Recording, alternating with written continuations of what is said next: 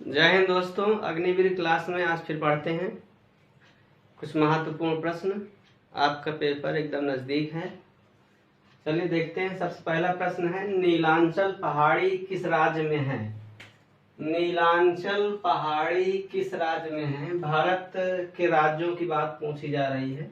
नीलांचल पहाड़ी असम में है और इसी पहाड़ी पर ही कामाख्या मंदिर है जो बहुत प्रसिद्ध है। कामाख्या मंदिर नीलांचल पहाड़ी पर है, असम राज्य में। असम भारत का पूर्वी राज्य है, 7 बहनों वाले राज्यों में सबसे बड़ा राज्य है।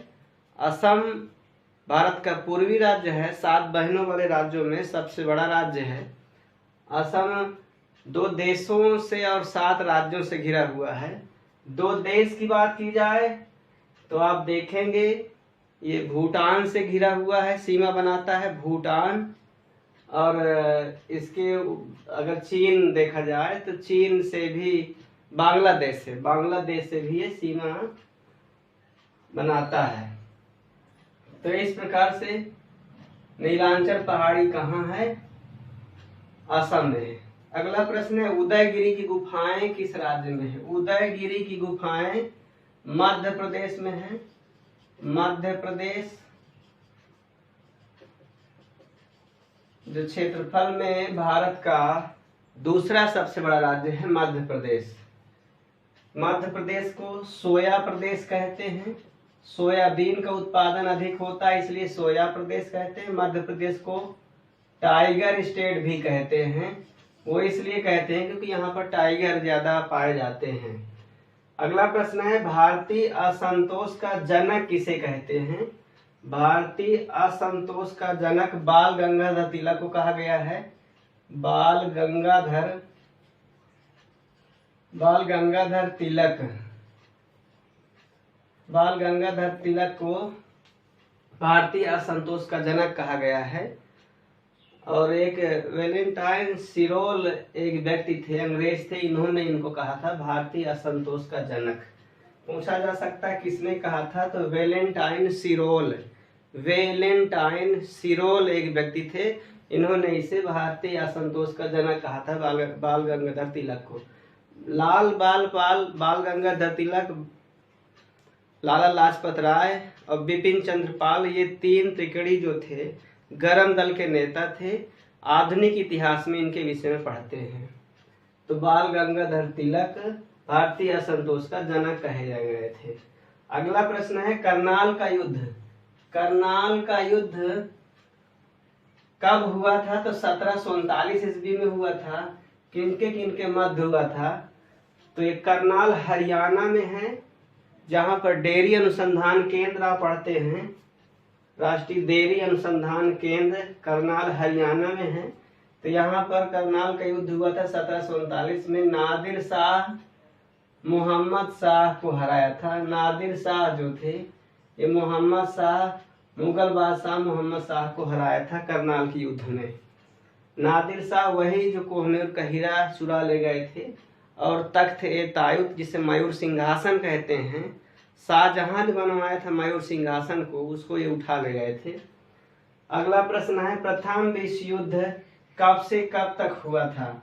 तो प्रथम विश्व युद्ध 1914 से लेकर के 1918 तक चला था। प्रथम विश्व युद्ध 1914 से लेकर के 1918 तक चला था प्रथम विश्व युद्ध। अगला प्रश्न है, सत्यशोधक समाज के संस्थापक कौन थे? सत्यशोधक समाज के संस्थापक ज्योतिबा बाई फुले थे। ज्योतिबा बाई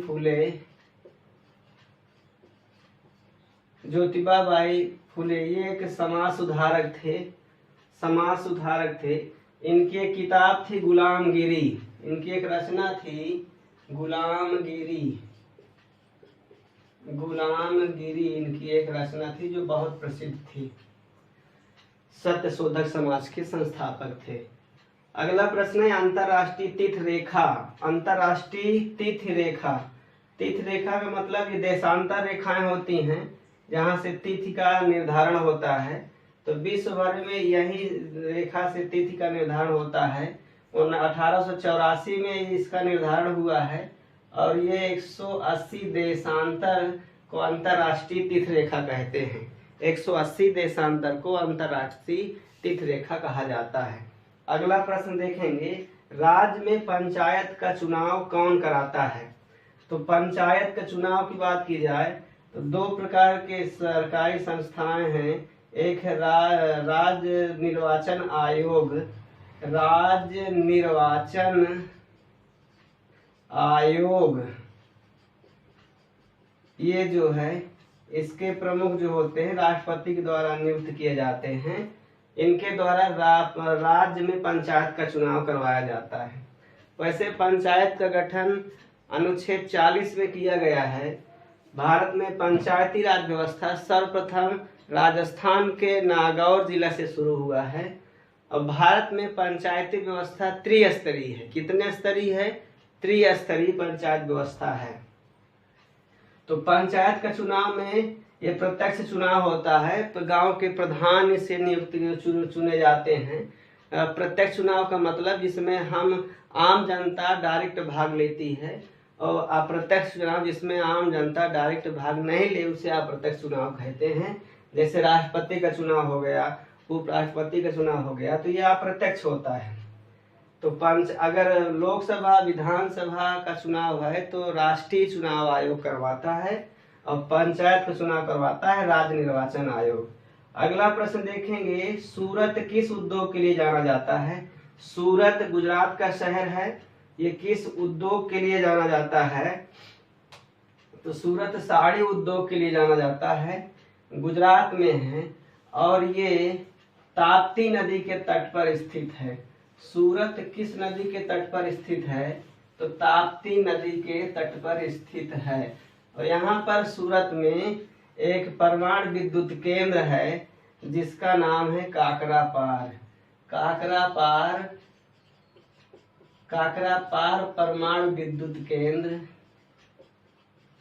परमाणु विद्युत केंद्र कहाँ पर है? सूरत में है, ताप्ती नदी के तट पर। और ये किस उद्योग के लिए है? साड़ी उद्योग के लिए। साड़ी उद्योग के लिए सूरत प्रसिद्ध है। तो ऐसे प्रश्न पूछे जा सकते हैं। अगला प्रश्न देखेंगे, बीटी बीज क्या होता है? यह किससे संबंधित है? तो एक सिंथेटिक बीज होता है जो मॉडिफाइड बीज होता है, जिसमें बैसिलस बैक्टीरिया ना आक्रमण कर पाए, बैक्टीरिया ना लगे, कीटाणु ना लगे, कीट छेदक जो करते हैं वो ना लगे। तो एक प्रकार का ये संशोधित बीज है। इससे कपास का बीज बनता है। और बीटी एक बैगन भी होता था, बैगन, लेकिन बाद में बीटी बैगन को बंद कर दिया गया क्योंकि ये नुकसानदेह था। तो कपास से संबंधित बीटी बीज है। अगला प्रश्न है, लोसर पर्व किस राज्य से संबंधित है? लोसर पर्व किस राज्य से संबंधित है? तो ये हिमालयी क्षेत्र में, लद्दाख राज्य में और सिक्किम क्षेत्र में और जम्मू कश्मीर क्षेत्र में ही लोसर पर्व मनाया जाता है। ये हिमालयी क्षेत्रों में पर्व मनाया जाता है जनजातियों के द्वारा। कपूरथला पंजाब में है। कपूरथला किस उद्योग के लिए जाना जाता है?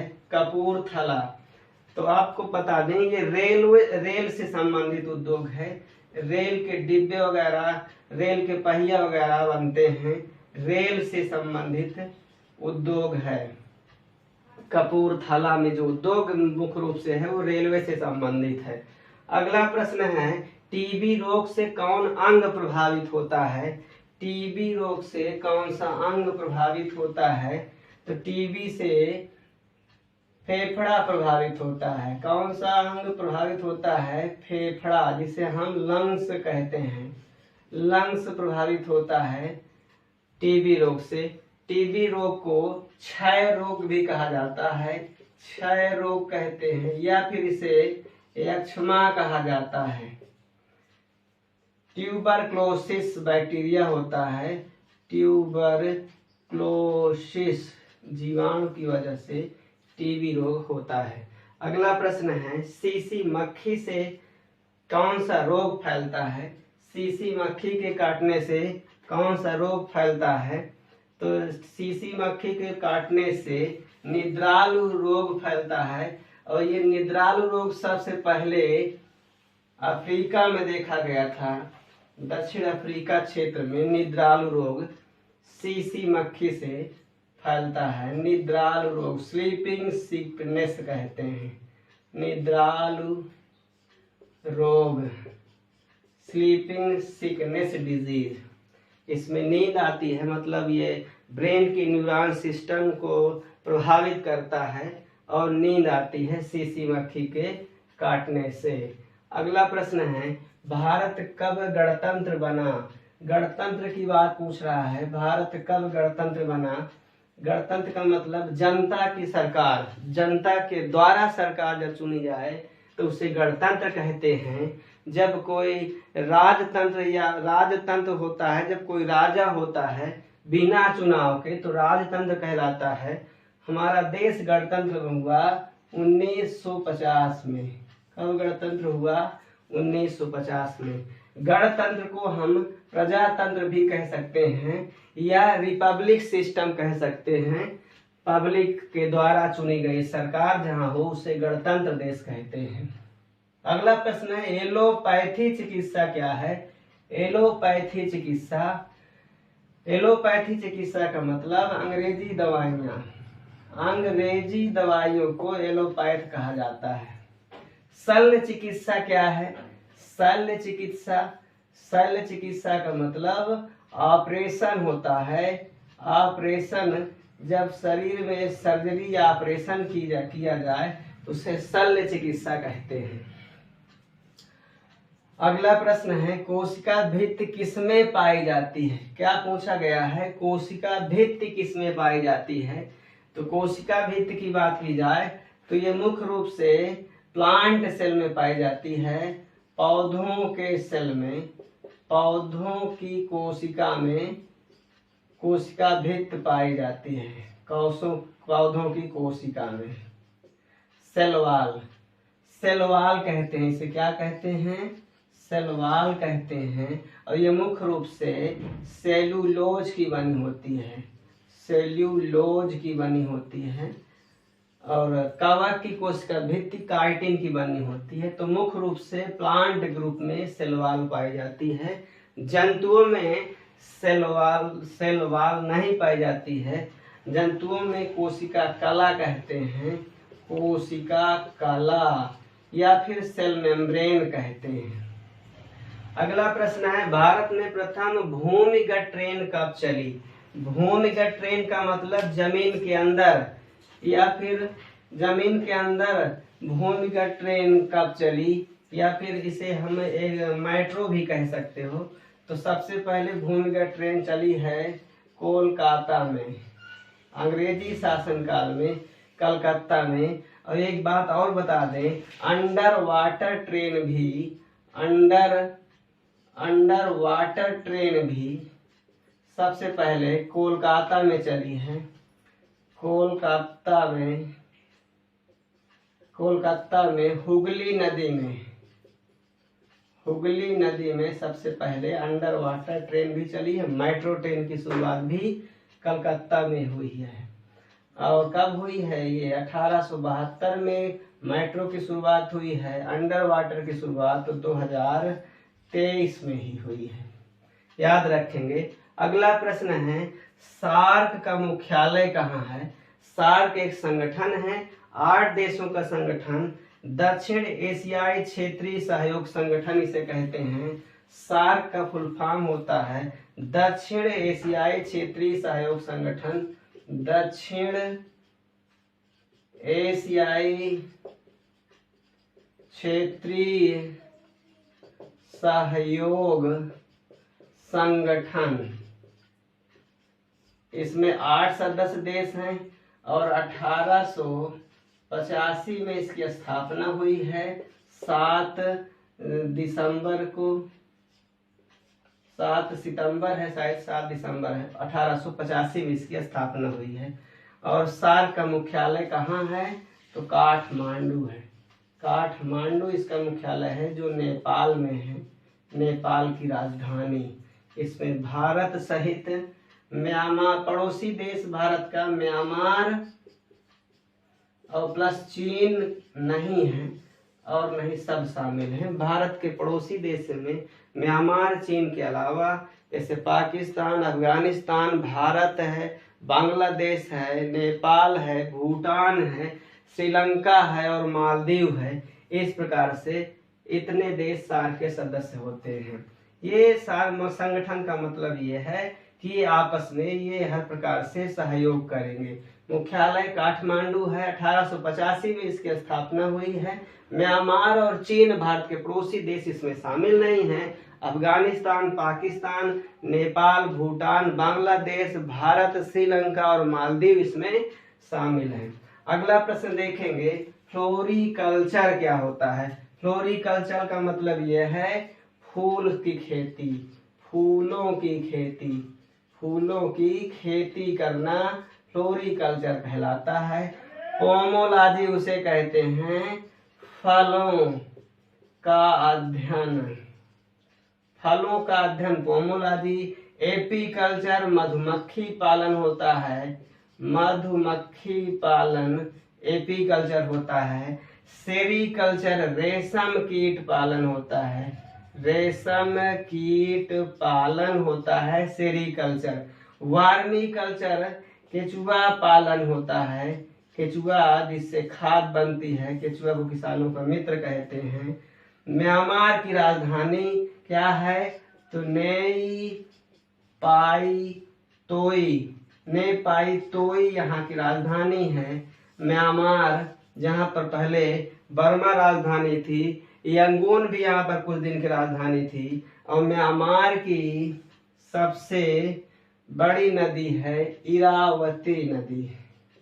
इरावती नदी म्यांमार की प्रमुख नदी है जो बंगाल की खाड़ी में आकर गिरती है। ये प्रश्न और है कुछ, जाइलम और फ्लोएम क्या होता है। ये किसी भी प्लांट के तना के भाग होते हैं, तना के भाग होते हैं स्टेम के। जाइलम को दारू कहते हैं हिंदी में, फ्लोएम को पोषवाह कहते हैं, पोषवाह। पोषवाह जो पोषक तत्वों को पत्तियों में बना भोजन है, पोषवाह के माध्यम से पूरे प्लांट को पहुंचाया जाता है। और जाइलम के माध्यम से पौधों के प्रत्येक भाग में जड़ के से जो पानी लिया जाता है वो पानी पत्तियों तक पहुंचाया जाता है। और लास्ट प्रश्न है, बल्ब का तंतु बना होता है, बल्ब का तंतु किसका बना होता है, तो टंगस्टन का बना होता है, टंगस्टन का बना होता है, टंगस्टन का बल्ब का तंतु बना होता है। तो ये कुछ महत्वपूर्ण प्रश्न थे। इसी प्रकार आप अभ्यास करते रहिए, आप चैनल में बने रहिए, सब्सक्राइब करिए, शेयर करिए अपने दोस्तों को। जय हिंद, जय भारत।